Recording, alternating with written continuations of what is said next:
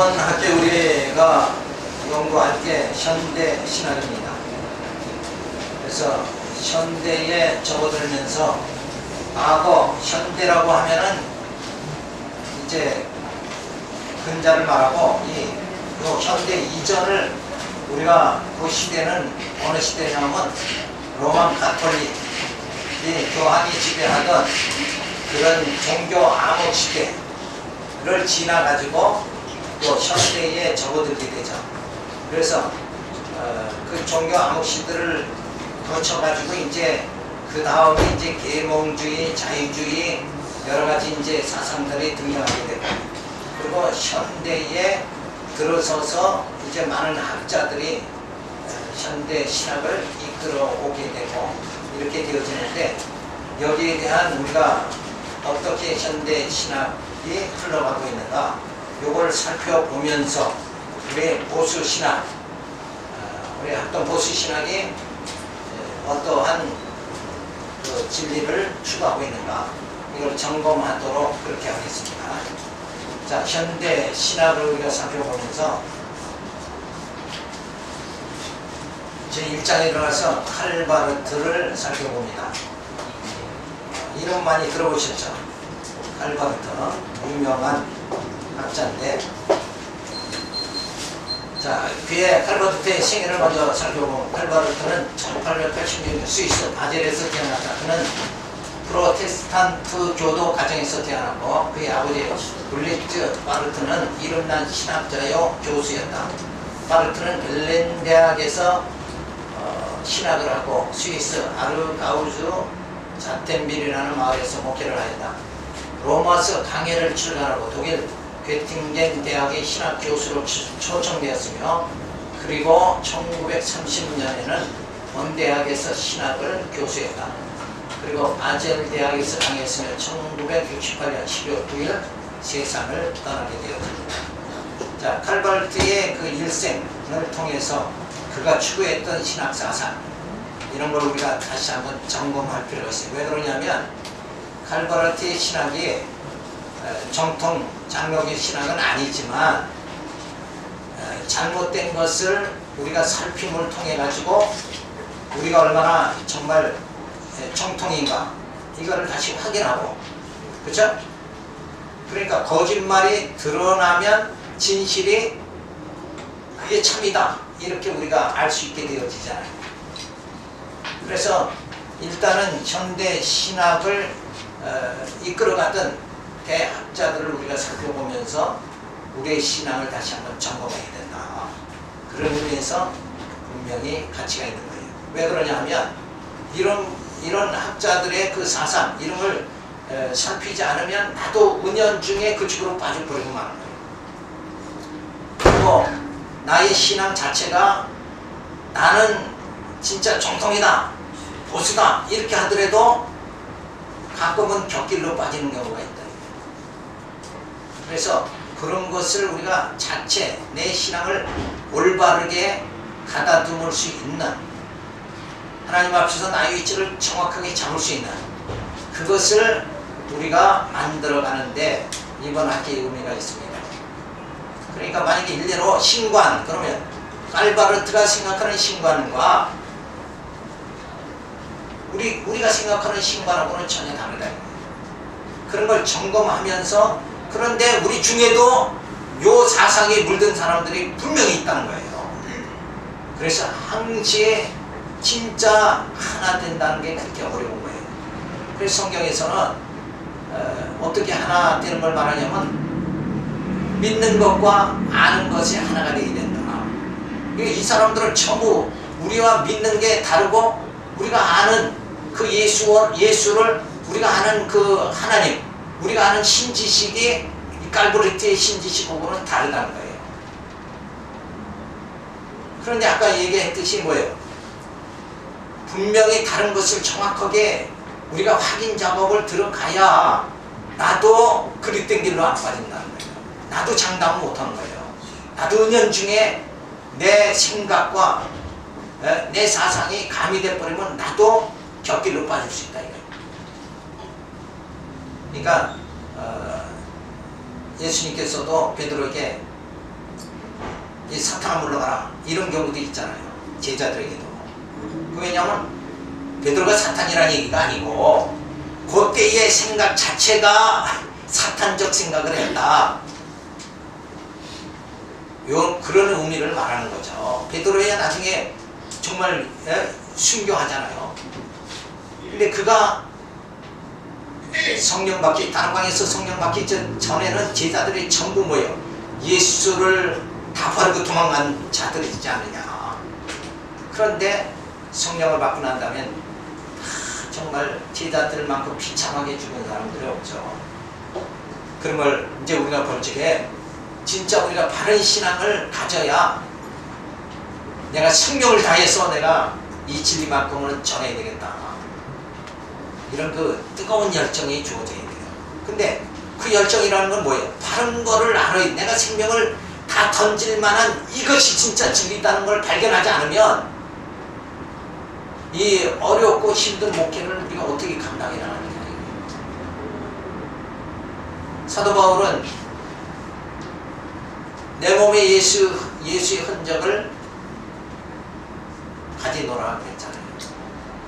그러니까 그는 예수 믿고 신앙생활하면서 막 다메섹에서 예수를 만나기 전까지는 뭐예요? 자기 영광, 자기 유명해지는 거, 이걸 자기 영광을 다 취하는 그쪽으로 줄다름 쳤지만은 예수를 만난 다음에는 뭐예요? 복음을 위해서 자기는 늘 낮아지고 늘 섬기는 자세가 되고, 그러면서도 뭐예요? 매맞고 굶주리면서도 그것 자체를 뭐예요? 영광으로 한다는 거예요. 내가 그래서 예수의 흔적, 그 고난의 흔적을 내가 더 많이 내 몸에 남겨야 되겠다. 이러고 살아갈 수 있는 그런 신앙이 주어져야 목회도 아무 두려움 없이 할 수 있게 되지 않겠는가. 자, 그래서 칼바르트의 생애를 우리가 살펴보고, 칼바르트의 신간은 뭐냐? 칼바르트의 신간은 인간을 멀리 떠나서 존재하는 신비로운 초월적이며 범신론적 신간을 가지고 있다. 그러니까 칼바르트가 보는 신간은 무슨 신간이라고요? 초월신을 믿는 거다. 그 초월신이라는 의미 자체가 뭐냐면, 이 역사 속에 하나님은 역사하시는 것이 아니라 이 세상 역사는 하나님이 그냥 모든 섭리, 기계가 만들어 놓은 기계가 저절로 자동기계, 작동해서 움직이는 것 같이 이 땅의 모든 것을 하나님께서 딱 만들어 놓고 그냥 저절로 돌아가게 하고, 하나님은 어디 계셔? 저 우주 밖에서 우리를 관망하고 계시다. 이렇게 생각하는 거예요. 왜 그런 사상을 가? 여기서 더 심각해지면 누구의 사상이 되는 거예요? 니체의 사상이 되는 거예요. 하나님은 저 멀리 있고 이 땅에는 전쟁, 기근 이런 걸 다 엄수한다고 할지라도 신이 없으니까, 신이 죽었으니까 이 땅에는 전쟁과 기근이 있는 것이 아니냐. 이렇게 보는 역사관, 그런 신관, 이것 때문에 니체는 뭐라고 그랬어요? 신은 죽었다 그렇게 했잖아요. 니체보다는 그래도 뭐예요? 낫죠, 칼바르트는. 니체는 신이 죽었다 하는 신관을 가졌지만, 칼바르트는 뭐예요? 신은 그냥 인간 여기서 그냥 떠나 있는 거다, 초월해 있다, 이렇게 신관을 가지고 있다. 그러나 우리의 신관은 뭐예요?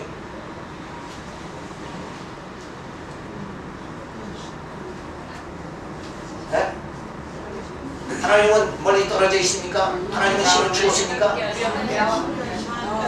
이 역사를 움직여 나가시고 내 인생을 주관해 나가시고, 그래서 아들의 영 성령을 통해 가지고 내 이 사상을 움직여 나가고 내 생각을 움직여 나가고, 그리고 하나님의 그 진리의 말씀을 내 신비에 기록해 주시고, 이렇게 하나님 나와 함께 해 주시는, 택한 자의 심령에 동행해 주시는 하나님이시다. 우리의 신관은 그렇죠. 근데 칼바르트는 그냥 초월했다. 그래서 배경을 칼바르트가 초월적이며 범신론적 신관을 가지게 된 시대적 배경을 우리가 살펴보면, 이때 당시에 공유주의 사상이 많았어요. 최대 다수인의 최대 행복을 주장하는 사상으로 인간이 과학적 지식을 가지고 자연, 재원을 잘 개발함으로써 이 지상에 유토피아를 건설할 수 있다고 하는 사상이었지만, 이 공유주의 사상이 뭐냐면, 우리가 이 공산주의도 그렇잖아요. 그 평등 사회를 만들어 가지고 인간이 잘 살 수, 누구나 다 행복을 누릴 수 있는 아름다운 공산주의의 그 세계. 또 이만희 신천 신지는 아름다운 신천 신지 이러고 주장하는 거와 똑같단 말이에요. 그래서 어떤 그 참 이상적인 세계를 인간이 만들 수 있다. 하나님의 신이 함께 하지 않더라도 인간이 살만한 세상을 만들어가자. 그게 바로 공유주의 사상이고 그게 공산주의 사상이다.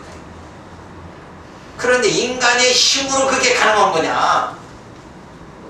그 가능하지 않다는 것이 역사상 그냥 드러났죠. 공산주의는 다 망했습니다. 왜 그러냐면 일월째 똑같이 일하고 똑같이 나눠 먹자 그러는데 일할째는 뭐예요? 인간이라는 게 뭐 월급 똑같이 주는데 누가 더 땀 흘리고 일하냐? 공무원들이 그런 생각하잖아요. 공무원이 땀 흘리면 그건 바보다 이런 생각이에요. 그죠? 그런 사상을 가지니까 공산주의는 뭐예요? 생산 자체가 안 되니까는 나눠 먹을 게 없는 거야. 그러니까 가난하잖아요. 이분이 얼마나 가난해요. 하루에 밥 3끼 먹잖아요. 근데 저들은 한 끼 먹기도 어렵다는 거예요. 지금. 이 엄청난, 오히려 자본주의는 넉넉하게 되고 공산주의는 빈곤에 처해버리고 말한다. 저들이 구하는 게 원래 공산주의가 뭐예요? 유토피아예요. 다 모두가 행복한 사회, 이걸 만들자.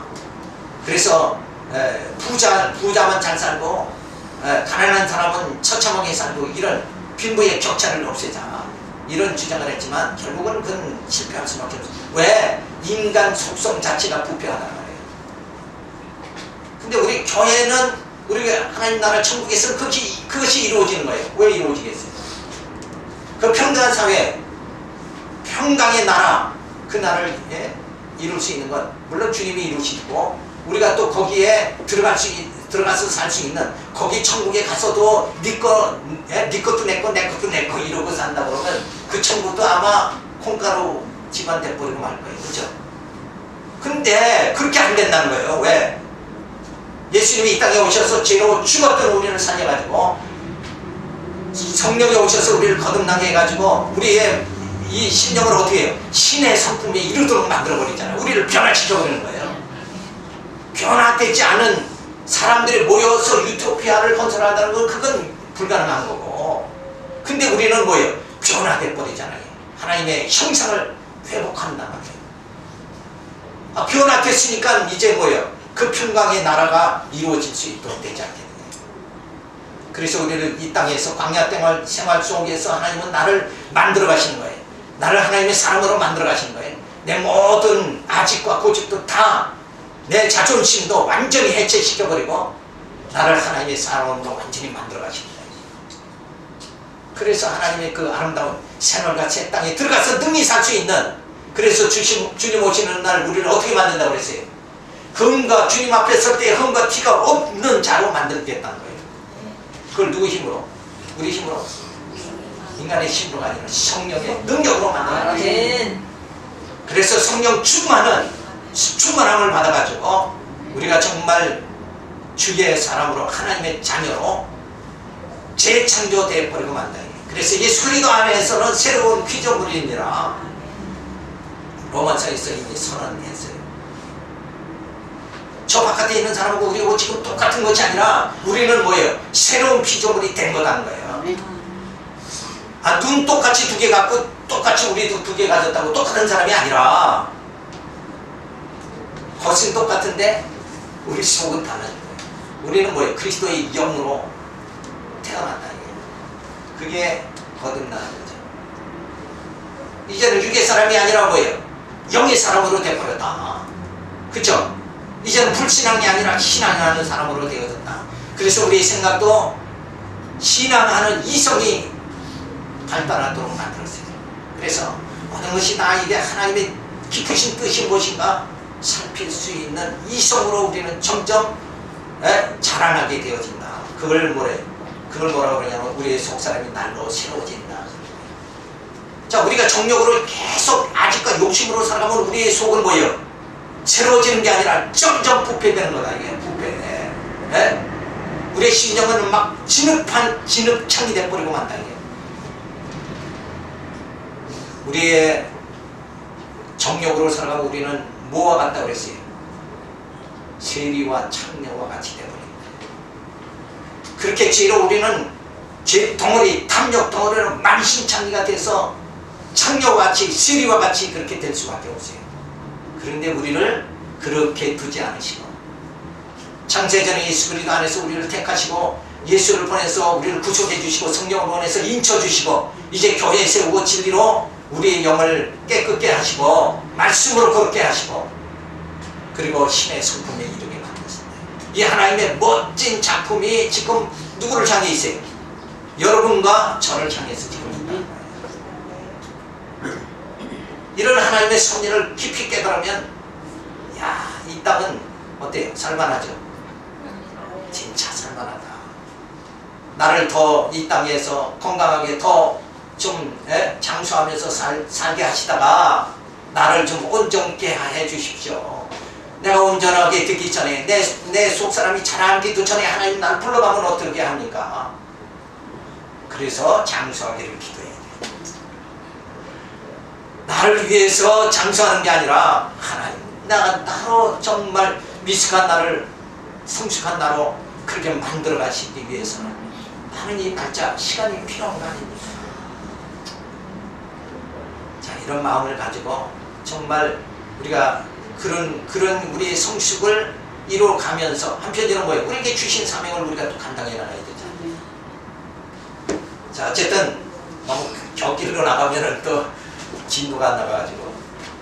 자, 그래서 이 공리주의라는 것도 결국은 1차, 2차 세계대전을 통해서 인간이 추구하는 그 유토피아의 세계, 이거는 그냥 박살나버리고 말았어요. 인간은 2명 모이면 전쟁이고 3명 모이도 전쟁이고 4명 모이도 평화가 아니라 전쟁이다. 그 전쟁을 다 전쟁의 근본은 뭐냐? 그건 인간의 탐욕인 거예요. 우리 막 심령 속에 이 죄성 탐욕이 소멸되지 않는 한 이 지상에는 전쟁이 끝일 수 없는 것이다. 계속 나타날 수밖에 없는 거예요. 그런데 평화의 나라, 그 나라를 하나님 이루어나가기 위해서 우리 심령 속에 먼저 뭐예요? 천국이 이루어지도록, 평화가 이루어지도록 그러기 위해서 예수 그리스도를 보내주셨다. 그러니까 얼마나 감사한 거예요. 메시아 주님이 오셨다. 그는 하늘의 영광의 땅에는 평화다. 성탄절에만 얘기하는 것이 아니라 오늘 우리 심령 속에 평화가 주어진 거다. 두 번째, 실존주의 철학의 제1인자인 하이데거는 인간은 시간적 존재이지만 자신 안에 가지고 있는 영원성을 발견함으로써 그의 존재의 일상성을 초월할 수 있다고 말하고 있으며, 자, 이게 이제 그 실존주의 사상이죠. 자, 모든 것은 내가 눈으로 확인하고 실존하는 이것만이 존재하는 것이다. 그래서 실존주의 사상을 가지면 뭐예요? 신은 있다 없다? 그건 눈에 안 보이니까 없다 이렇게 생각한다 이거예요. 그러나 실상은 뭐예요? 우리 눈에 안 보이는 것들은 엄청 존재하는 것이 너무 많아요. 이 땅에 지금 이 공간 중에 공기가 있죠.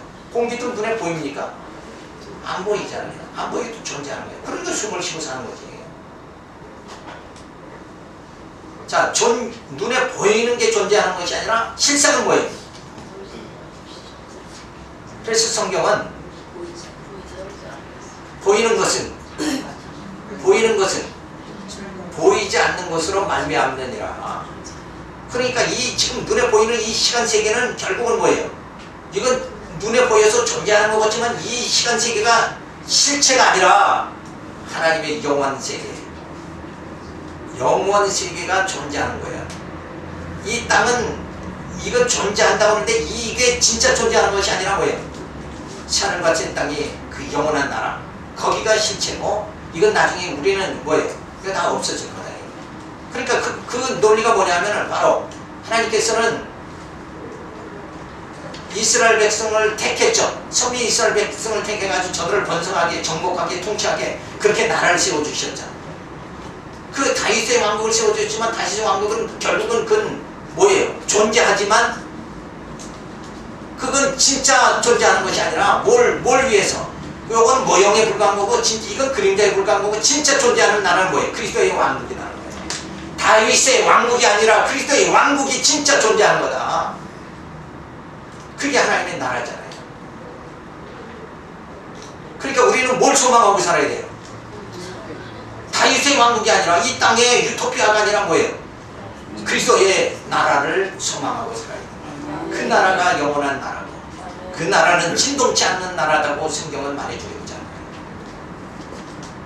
그래서 이 실존이라는 거를 이해를 하셔야 돼요. 그래서 사르트르는 인간의 존재 의미는 어떤 목적에서 찾을 수 있는 것이 아니라 존재 자체가 인간의 존재의 의미가 된다고 말하고 있다.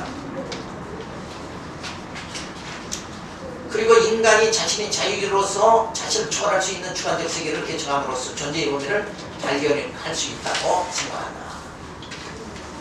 그러니까 내 이 관념, 이 생각 속에서의 그 세계를 추구한다는 거예요. 관념의 세계죠. 근데 그 관념의 세계라는 것이 실존하는 세계는 사실은 아닌데 그쪽으로 이제 발달을 하죠.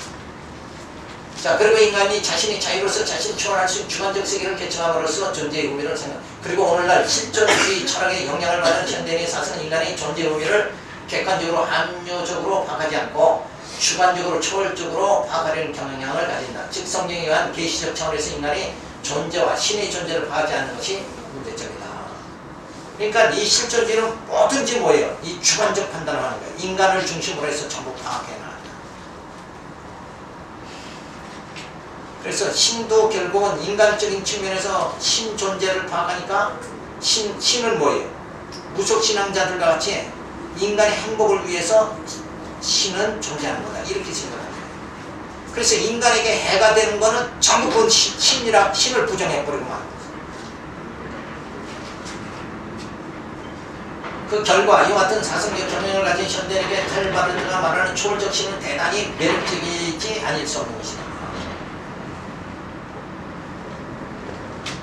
그러니까 이런 존재론에 보이는 것에 다 매여서 사는 사람들, 인간들에게는 그래도 뭔가 신이 초월 신이지만 그래도 신이 인간의 역사를 간섭하고 있다. 이것이 그래도 매력적이다. 라고 이제 늘 생각하게 되어집니다. 자, 그래서 문제점 뭐냐? 탈바르드가 말하는 계시는 받는 자의 믿음의 반응과 함께 일어나야 한다는 것이라고 하는데 이는 결국 인간의 주관을 강조하여 성경 계시를 인간이 이성이 판단하게 두게 되는 오류라고 말할 수 있다. 그러니까 칼발트에 말하는 것을 보면 만약에 설교를 한다 그러면 설교 말씀이 우리가 듣게 될 적에 내 마음속에 감동이 주어질 때만이 그게 하나님의 말씀이다. 이렇게 생각하는 거예요. 잘 이해가 안 가죠? 근데 진리라는 건 뭐예요? 인간과 관계없이 영원한 거잖아요. 영원한 진리. 내게 유익이 주어진다고 해서 그게 진리고 아니고 이렇게 되어지는 것이 아니라 진리라는 것은 영원한 거예요. 변함없는 거. 근데 그 진리를 통해서 우리를 그 진리의 세계로 하나님께서 인도하시죠. 그래서 모두 믿음의 반응에 따라서 그게 하나님의 말씀이다 아니다 요렇게 성경을 판단한다. 근데 우리가 판단하는 성경을 어떻게 판단해요? 하나님의 계시에 의해서 판단하는 거예요. 이 말씀을 통해서 하나님을 드러내 보여준다. 하나님의 역사를, 하나님의 섭리를 드러내 보여주는 그 말씀이다. 그러면 그것이 뭐예요? 성경이다. 이렇게 보는 거죠. 그러니까 계시가 기준되는 거지. 지금 이 믿음의 반응, 인간이 기준되는 건 아니다. 이런 거를 우리가 구분을 해야 되겠죠. 자, 그래서 이 인간 이성의 판단 아래 두게 되는 오류를 범하게 되는 거예요. 성경을 해석을 인간의 유익, 인간의 반응. 그래, 하나님의 말씀이 내게 감격이 주어졌다, 감동이 주어진다. 그러면 그것이 하나님의 말씀이다. 그러니 감동이 안 주어지는 말씀은 전부 하나님의 말씀이 아니다. 이렇게 돼버리고 하는 거예요. 자, 그런 걸 계시 밖에서 결코 우리는 하나님을 파악할 수 없고 하나님이 그리스도를 통해서 자신을 인간에게 주시는 그 행동 속에 하나님을 파악할 수 있다고 주장한다. 그러면 이렇게 계시의 현실성에만 알 수 있고 계시 밖에서는 인간과 아무런 관련성이 없다면 계시 밖에서는 인간과 아무런 관련성이 없는 초월적 신이라고 생각하지 않을 수 없다. 할바르트는 성부 하나님 예정하시고 성자 하나님은 구성하시고 성령 하나님은 인치심의 사역의 역사 속에 계시된 것을 부인하는 어리석음을 범하고 있다. 그러니까 칼바레트는 이렇게 초월적인 신을 그리고 그 초월적인 신의 말씀이 성경이 인간에게 감동이 주어졌을 때 그때만이 하나님과의 교통이 주어진다. 이렇게 보는 거예요. 근데 그게 아니라 하나님은 뭐예요?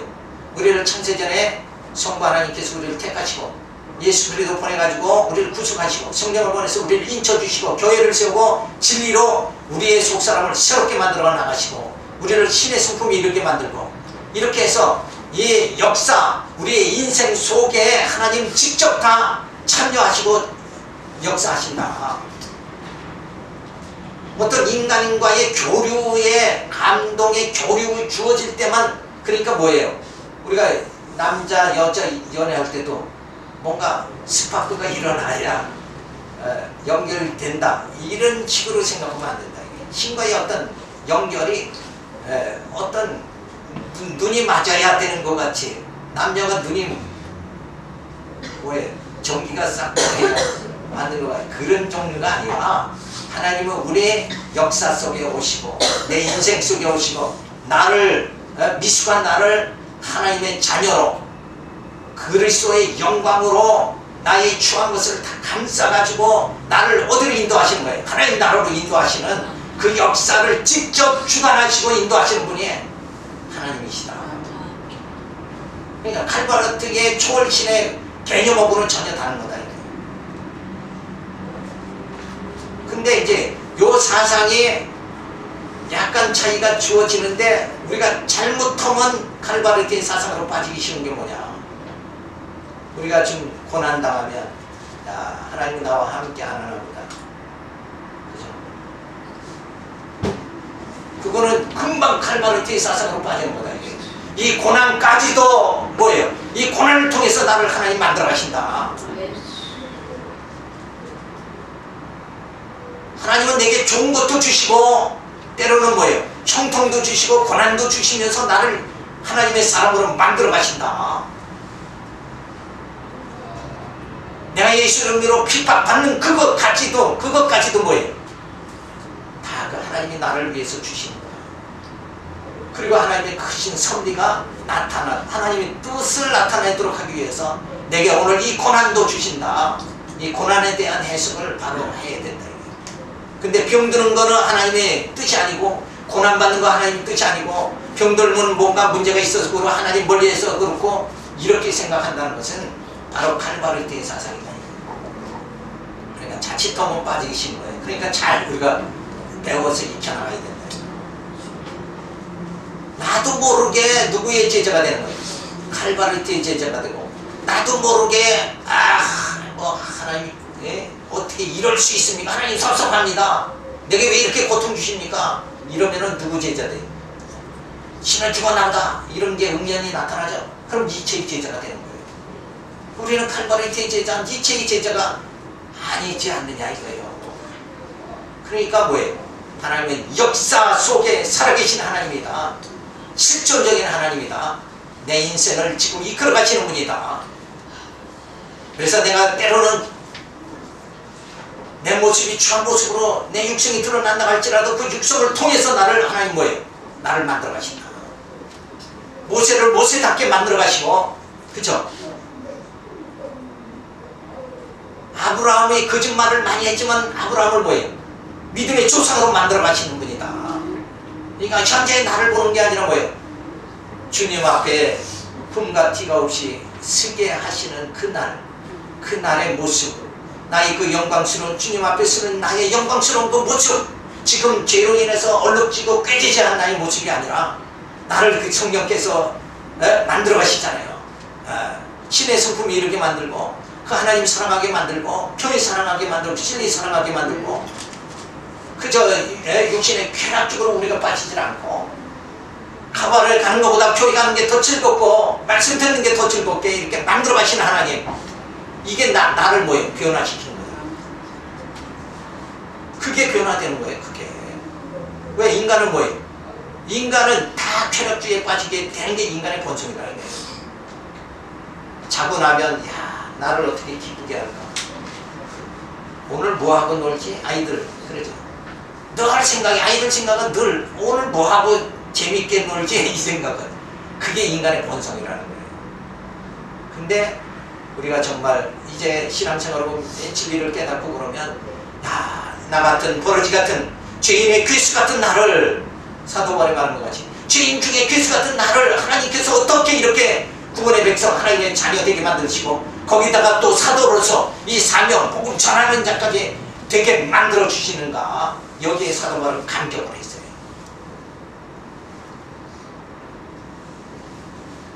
이게 하나님의 사랑을 깨달아가는 거예요. 그게 하나님의 실존을 깨달아가는 거다.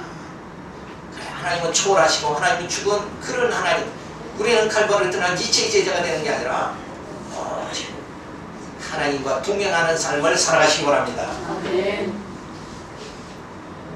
그래서 늘 하나님은 창세전에 나를 예정하시고 예수를 보내 구수하시고 성령을 보내서 인쳐주시고 이걸 늘 기억해야 돼요. 그게 바로 어디 말씀이에요? 예배소에서 말씀해 주시는 거예요.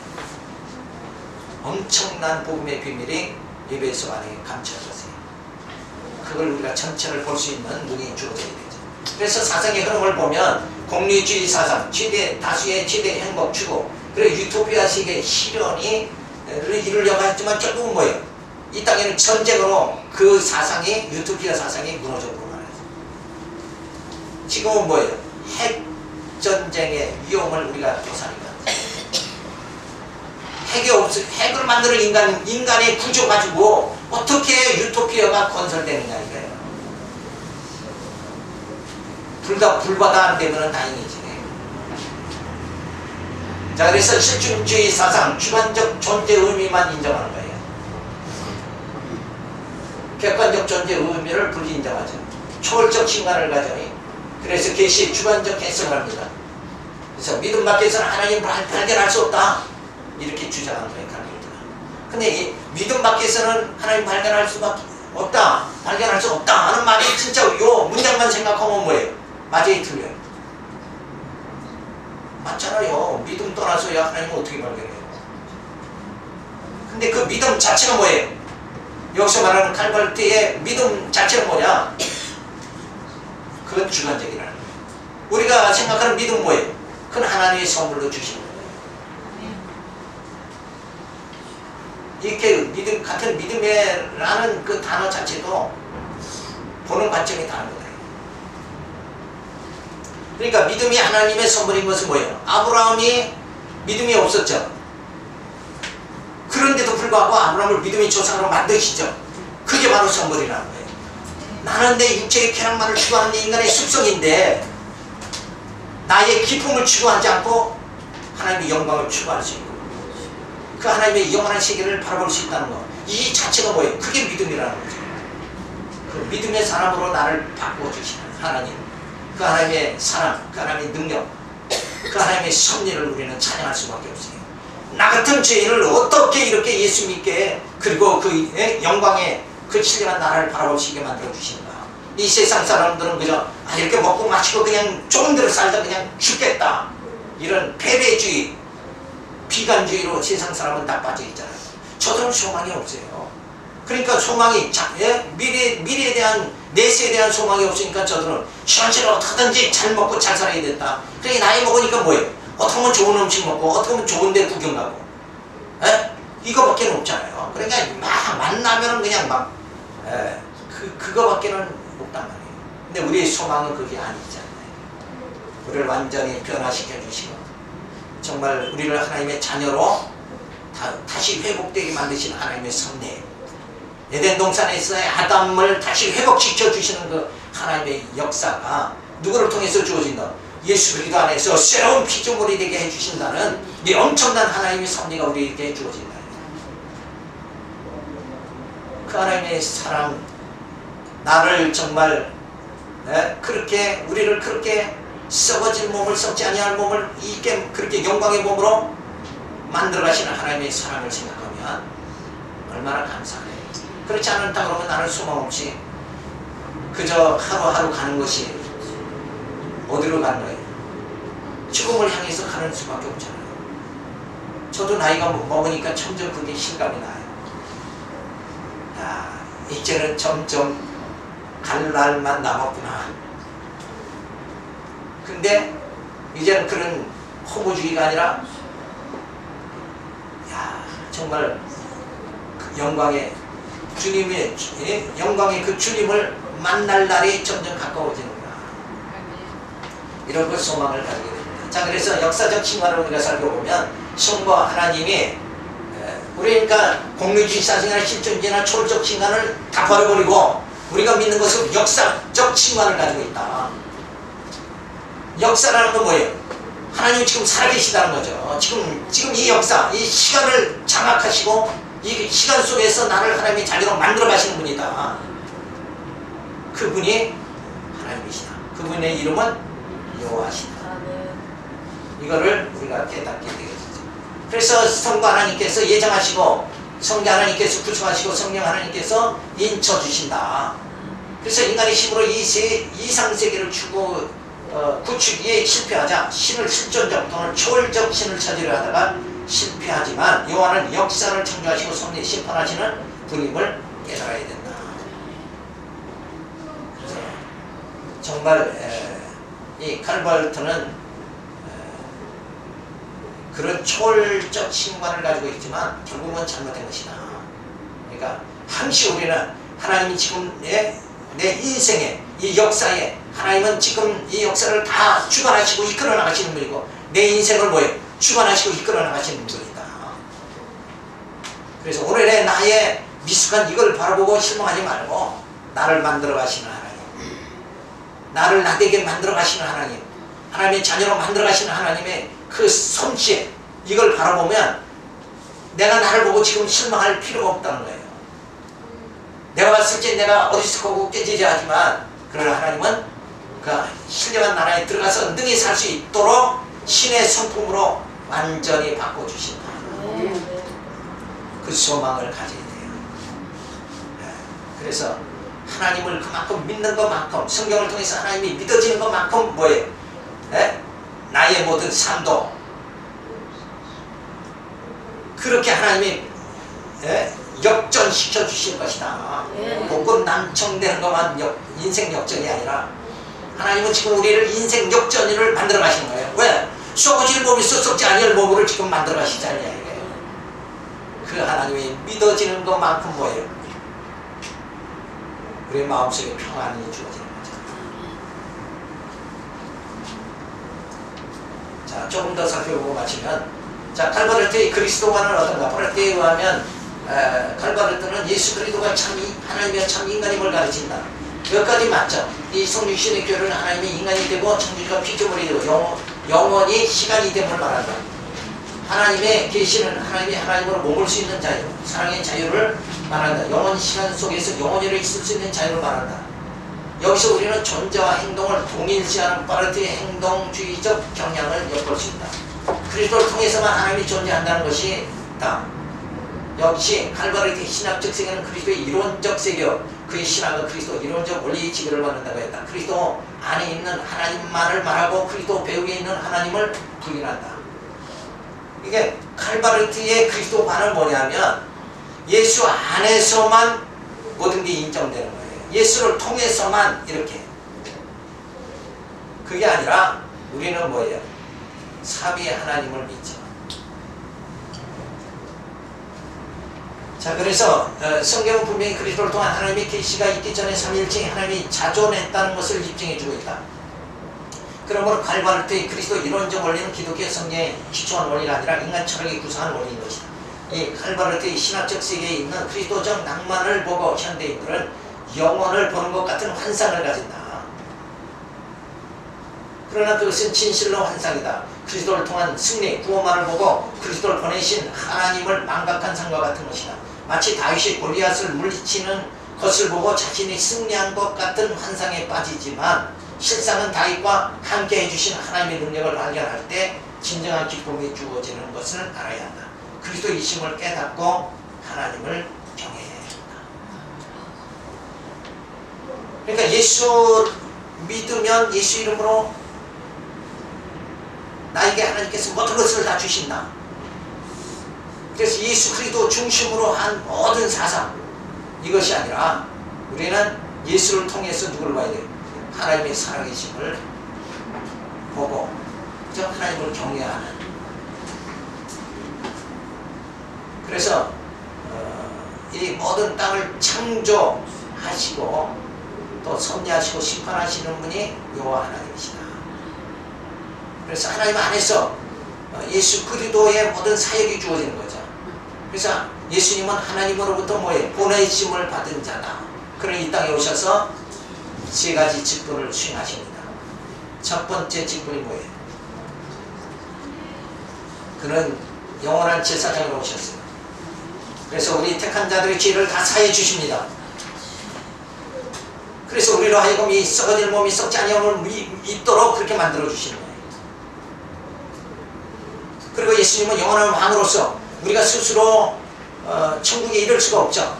우리 심령 스스로가 심령을 통치할 수 없는데 예수님의 성령께서 아들 영에 오셔서 우리를 세상 끝날까지 우리의 심령을 통치해 주셔서 하나님 나라에 들어갈 수 있도록 그렇게 인도해 주십니다. 진리의 말씀에 이르도록 만드신다.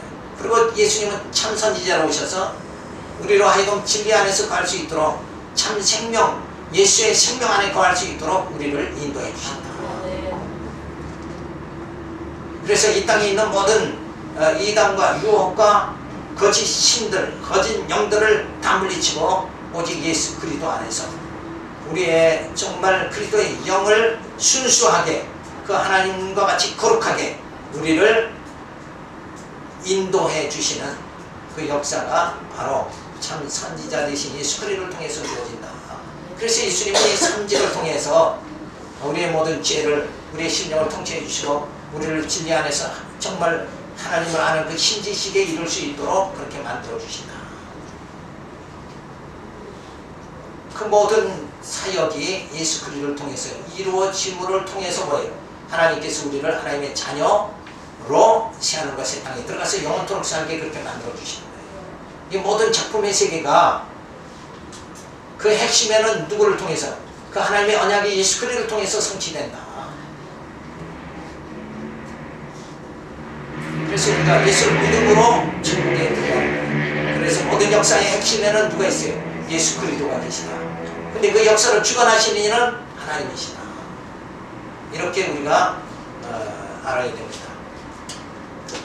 자, 그래서 오늘 우리 여기까지만 살펴보면서 앞으로 이 현대 신앙을 우리가 살펴보면서 잘못된 그 미세하게 자칫 넘어가기 쉬운 미세하게 잘못된 그 사상들을 점검하고 우리가 또 거기에 유혹당하지 않도록 미리 준비하는 그런 의미에서 이 현대 신학이 우리에게 유익한 것이다. 그래서 적을 알아야 나를 알고 내가 이길 수 있는 거죠. 그래서 잘못된 사상이 무엇인가, 거짓이 무엇인가를 알아야 참이 드러나게 되어지는 거예요. 이런 작업을 우리가 이번 학기에, 근데 시간이 워낙 좀 모자라니까 제가 뜻대로 말을 좀 빨리 하니까 너무 빠르다 그렇게 하지 마시고, 그리고 쭉 같이 읽어나가면서 잘못된 부분이 어디 있는가 이런 걸 하면서 이 사상의 무장이 돼야 돼요. 그죠? 사상이 완전히. 그래서 이 보수신학으로 정통신학으로 사상이 무장이 될 수 있고, 이렇게 해서 정말 잘못된 역사가 어떻게 이루어져 나가는가, 칼발도, 그 다음에 불트만의 사상, 계속 우리가 살펴보면서 저들의 사상이 어떻게 잘못됐는가. 근데 저들만 탓으로 돌릴 것이 아니라 오늘도 그 사상들이 계속 돌출해 나온다는 거예요. 인간이 다 끝나기, 이 세상이 끝나기 전까지는 결국은 이 제1의 칼바르트, 또 제1의 불트만, 제2의 칼바르트 불트만이 계속 나타난다는 거예요. 그래서 우리는 뭐예요? 이 진리를 사수해야 되는 우리에게 사명이 주어집니다. 기도하겠습니다. 하나님 할렐루야 감사를 드립니다. 주신 귀한 말씀을 저희들 살펴보면서 정말 내가 서야 될 위치가 어디 있는가, 내 신앙에 어떻게 정말 하나님을 아는 신지식에 바르게 이룰 수 있는가, 이런 모든 제방 문제를 살펴보려고 합니다. 늘 성령께서 지혜와 계시의 정신을 주사 귀한 말씀을 잘 깨닫고 바른 길로 나아가면서 저희들에게 주신 귀한 사명, 맡겨진 양떼들을 잘 인도할 수 있도록 역사하여 주시옵소서. 감사하고 예수님의 이름으로 기도드리겠습니다. 들려? 네.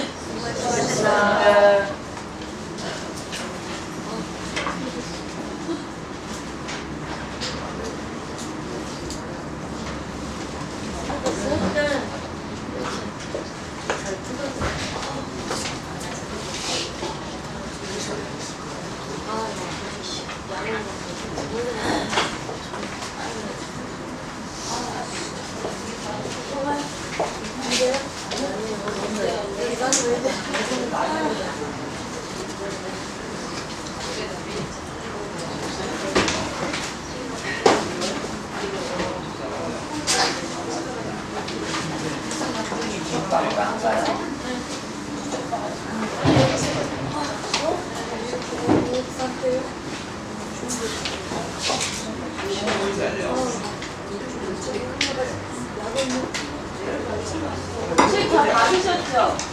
혹시 없으신 분 계세요? 이거